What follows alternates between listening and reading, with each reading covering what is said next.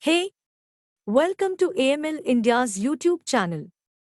Today, we bring you one of the core topics of anti-money laundering. We are going to discuss the AML policies and procedures under the Prevention of Money Laundering Act, 2002.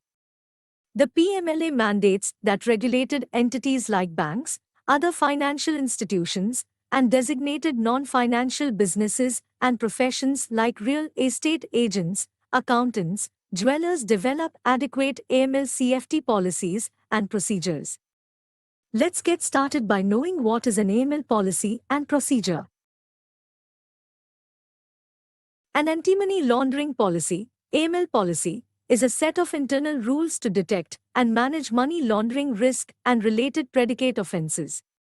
A well-framed AML policy assists in ensuring PMLA and regulatory compliance, guarding against money laundering exploitation. AML procedures are the practical measures that the company shall adopt to implement the AML policy. An AML procedure must contain the following information regarding the implementation of the AML policy. Detailed instructions to carry out day-to-day compliance function. Stepwise procedure for carrying out KYC, CDD, EDD, etc. Controls implemented to keep MLFT risks in check. Proper implementation of AML procedures based on a well-designed AML policy ensures regulatory compliance and prevents money laundering crime. Now, after knowing about the AML policy and procedures, it's time to introduce you to the CFT policy. The CFT policy aims to guide the employees around detecting and preventing terrorist financing activities, and it covers local and international sanctions regime compliance. CFT policy complements the entity's overall AML framework to manage the financial crime risk. Here we would like to highlight the key elements to be included in the AML policy. Enterprise-wide risk assessment. How the organization is going to identify and manage MLTF risks. Customer due diligence, CDD, process. Policies and procedures around verifying and understanding customer identities, risk profiles, and business activities. Ongoing monitoring of transaction and business relationship. Policy and procedures around continuously tracking and analyzing transactions and customer relationships for suspicious activities. Reporting of suspicious transactions. Policies and procedures around reporting of any suspicious transactions to the Financial Intelligence Unit. Employee training and awareness. Policies and procedures around employee training. Overall AML governance. Policies and procedures for establishing and maintaining a strong governance framework to oversee and enforce AML.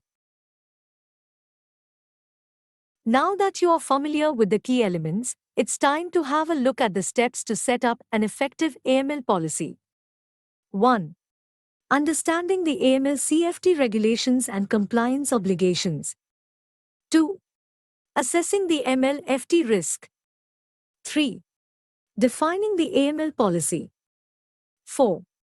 Communication, implementation, and training. 5. Periodic review of the policy. You must have understood what AML policy is, its elements, and the setup process. But what would be the benefits of implementing the AML policy? Let's find out. Point: regulatory compliance. Establishing and maintaining AML CFT policies and procedures is one of the regulatory requirements and supports you in staying AML compliant.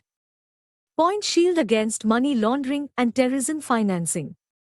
Established AML CFT controls will ensure the timely detection of red flags and help protect your business against financial crimes.